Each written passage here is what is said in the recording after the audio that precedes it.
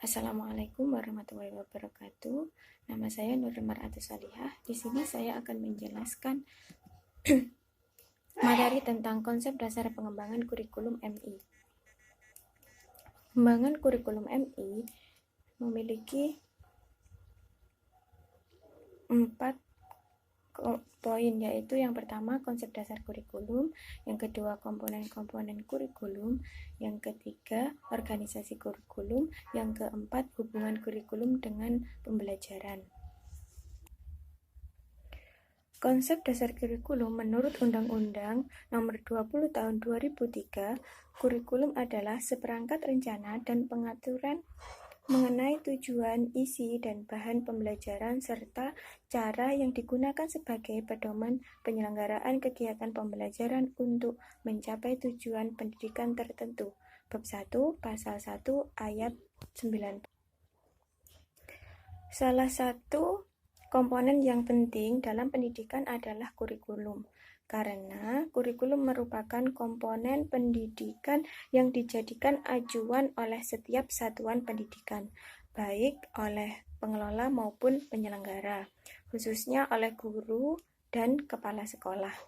Kurikulum di sini berfungsi untuk menjabarkan idealisme cita-cita pendidikan ke dalam langkah-langkah nyata yang akan menjadi pedoman untuk melaksanakan proses pendidikan dan pengajaran.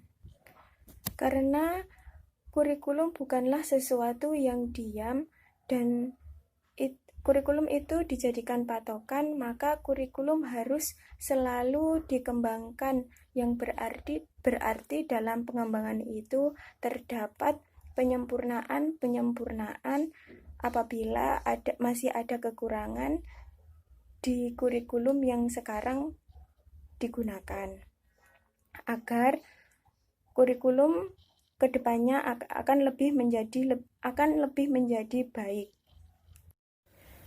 Konsep model kurikulum dikategorikan ke dalam 4 kategori, yaitu kurikulum subjek akademis, kurikulum humanistik, kurikulum rekonstruksi sosial, dan kurikulum teknologis.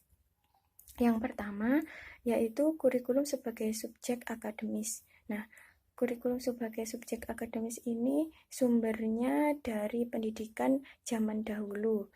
Kurikulum ini lebih mengutamakan isi pendidikan. Kurikulum objek akademis tidak berarti hanya menekankan pada materi yang disampaikan saja. Dalam perkembangannya secara berangsur-angsur, tetapi memperhatikan proses belajar yang dilakukan oleh peserta didik tersebut. Dan yang kedua yaitu kurikulum sebagai aktualisasi diri atau sering disebut dengan humanistik. Kurikulum ini mengutamakan perkembangan anak sebagai individu dalam segala aspek kepribadian. Pendidikan yang utama ialah mengembangkan anak sebagai individu yang mandiri selain sebagai makhluk sosial. Hal ini dapat dilakukan bila dalam pendidikan dikembangkan kemampuan dan potensi anak, khususnya imajinasi anak lebih kreatif. Yang ketiga yaitu kurikulum sebagai rekonstruksi sosial. Kurikulum ini lebih memusatkan pada masalah yang dihadapi sehari-hari. Menurut mereka, pendidikan merupakan kegiatan bersama, berinteraksi, dan kerjasama. Nah, kerjasama ini bukan hanya terjadi antara peserta didik dan guru, tetapi peserta didik dengan orang-orang yang ada di lingkungannya, dan juga antara peserta didik dengan peserta didik lainnya, dengan sumber-sumber belajar yang lain. Melalui interaksi dan kerjasama ini, peserta didik berusaha memecahkan masalah yang dihadapi dalam masyarakat menuju membentuk masyarakat yang lebih baik. Mereka mendorong agar peserta didik ini mempunyai pengetahuan sosial yang ada di sekitar dan kerjasama gotong royong sebagai alat pemecahnya. Jadi intinya membentuk peserta didik yang mandiri dan berjiwa sosial. Yang keempat ini kurikulum sebagai teknologi.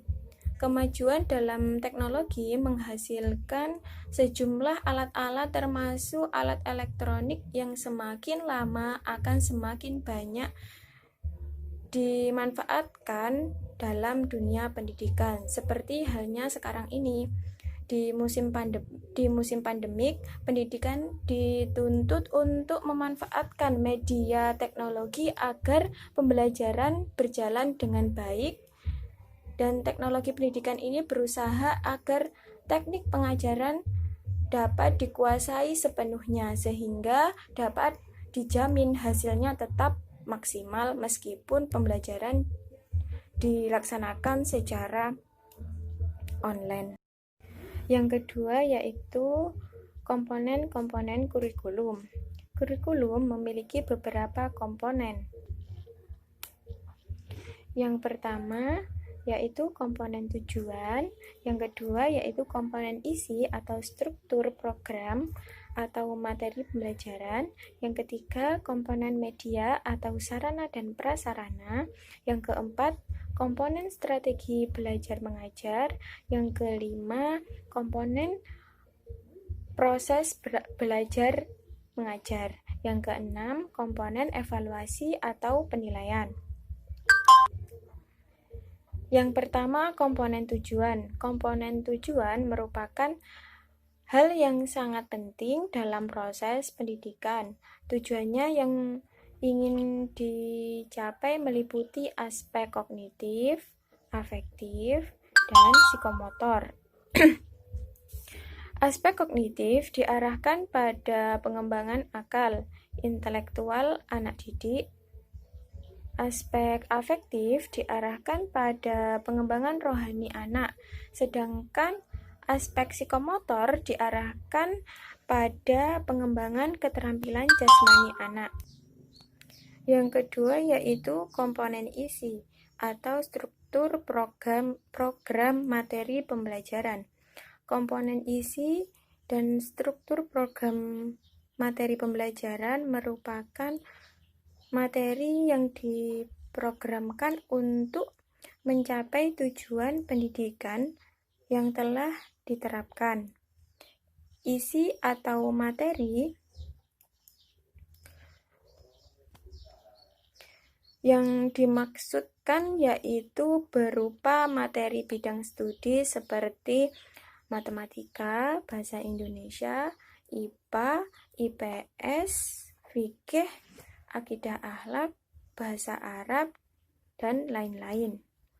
Bidang studi tersebut disesuaikan dengan jenis dan jenjang jalur pendidikan yang ada. Dan bidang studi tersebut biasanya dimuatkan dalam struktur program kurikulum di sekolah. Yang ketiga yaitu komponen media atau sarana dan prasarana. Media merupakan sebuah alat dalam pembelajaran. Media sebagai alat bantu untuk memudahkan dalam mengaplikasikan pembelajaran dan menyampaikan isi kurikulum agar lebih mudah dimengerti oleh peserta didik. Penggunaan media dalam pembelajaran merupakan suatu hal yang perlu dilaksanakan oleh guru agar apa yang disampaikannya terhadap anak didik dapat bermakna dan memiliki kesan penting bagi mereka. Dengan demikian, pembelajaran akan mudah diterima. Dengan menggunakan media, peserta didik akan mudah menyerap dan memahami suatu materi pelajaran yang akan dipelajarinya. Ketetapan memilih media merupakan suatu hal yang sangat dituntut bagi seorang pendidik agar materi yang disampaikan pada anak didik bisa berjalan sebagaimana mestinya, dan tujuan pembelajaran diharapkan bisa tercapai dengan baik. Yang keempat yaitu komponen strategi belajar mengajar. Dalam pembelajaran, seorang pendidik harus memahami strategi.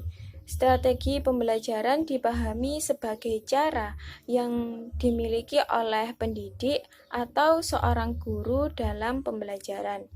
Strategi memiliki arti yang komprehensif yang harus diupayakan untuk diaplikasikan oleh pendidik terhadap anak didiknya.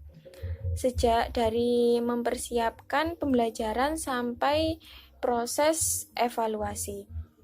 Dengan menggunakan strategi yang tepat, diharapkan hasil yang diperoleh dalam pembelajaran dapat memuaskan. Yang kelima yaitu komponen proses belajar mengajar. Memiliki tujuan dalam terjadinya perubahan tingkah laku peserta didik. Tingkah laku dari yang kurang baik menjadi yang lebih baik. Jadi, guru harus menciptakan suasana pembelajaran yang kondusif agar tercipta efektivitas dalam pembelajaran. Guru perlu memperhatikan kepribadian peserta didik dalam mengajar, penerapan metode mengajarnya, mengoptimalkan peran guru sebagai edukator, motivator, manajer, dan fasilitator merupakan tuntutan dalam pembelajaran. Yang keenam yaitu komponen evaluasi atau penilaian untuk melihat sejauh mana keberhasilan dalam pelaksanaan kurikulum, maka sangat diperlukan evaluasi karena evaluasi berhubungan dengan komponen lain.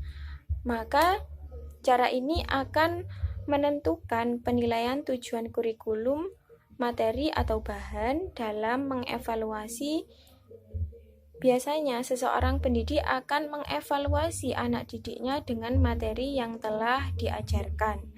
Ini penting karena hasil yang diperoleh anak menjadi tolak ukur atas keberhasilan proses pembelajaran. Namun, penilaian tidak hanya untuk memperlihatkan tingkat prestasi anak didik, tetapi juga sebagai sumber input dalam upaya perbaikan, masukan, dan pemahaman suatu kurikulum. Yang ketiga yaitu organisasi kurikulum. Organisasi kurikulum merupakan desain bahan atau isi kurikulum yang tujuannya untuk mempermudah siswa dan dalam mempelajari bahan pelajaran, serta mempermudah siswa dalam melakukan kegiatan belajar dan mengajar. Dalam dunia pendidikan dikenal ada dua jenis pola kurikulum, yaitu subject matter kurikulum dan kurikulum activity. Yang pertama, subject matter kurikulum. Penerapan kurikulum subject matter ini yaitu mata pelajaran dalam organisasi kurikulum ini digabungkan dalam kelompok pengetahuan atau disiplin ilmu pengetahuan. Mata pelajaran diklasifikasikan serta diorganisasikan sesuai dengan bidang pengetahuan. Yang kedua yaitu kurikulum activity. Kurikulum ini diarahkan pada mengatakan, membuat, dan menciptakan dalam bentuk kategori kegiatan, bukan dalam bentuk mata pelajaran. Kegiatan belajar di sekolah menuntut aktivitas intelektual di samping keterampilan motorik. Proses mengerjakan mata pelajaran tidak dilakukan sebelum anak matang untuk mempelajarinya. Yang keempat adalah hubungan kurikulum dengan pembelajaran. Kurikulum dan pembelajaran merupakan dua hal yang tidak terpisahkan. Meskipun berada pada posisi yang berbeda, belajar sebagai kegiatan inti dari pembelajaran memiliki arti modifikasi atau memperteguh kelakuan melalui pengalaman. Yang perlu digarisbawahi pada kalimat tersebut adalah memperteguh kelakuan melalui pengalaman. Ini membuktikan bahwa belajar sebagai kegiatan inti pembelajaran dipengaruhi oleh kurikulum yang merupakan rencana pengalaman belajar. Ada beberapa kemungkinan hubungan antara kurikulum dengan pembelajaran, yaitu yang pertama model dualistis, yang kedua yaitu model berkaitan, yang ketiga yaitu model konsentris, yang keempat yaitu model siklus. Yang pertama, model dualis. Seperti pada contoh pada model ini, kurikulum dan pembelajaran berdiri sendiri.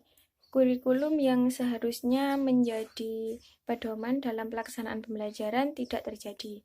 Begitu juga dengan pembelajaran yang seharusnya dapat dijadikan tolak ukur. Tolak ukur pencapaian tujuan kurikulum tidak terjadi. Jadi tidak ada saling keterkaitan di antara keduanya. Seperti pada gambar di bawah, itu antara kurikulum dan pembelajaran itu sendiri-sendiri. Dan yang kedua yaitu model berkaitan. Dalam model ini, kurikulum dengan pembelajaran saling berkaitan. Ada bagian kurikulum yang menjadi bagian dari pembelajaran. Begitu juga dengan sebaliknya, seperti yang ada pada contoh gambar. Antara kurikulum, gambar satu antara kurikulum dengan pembelajaran, dan yang gambar 2 antara pembelajaran dengan kurikulum.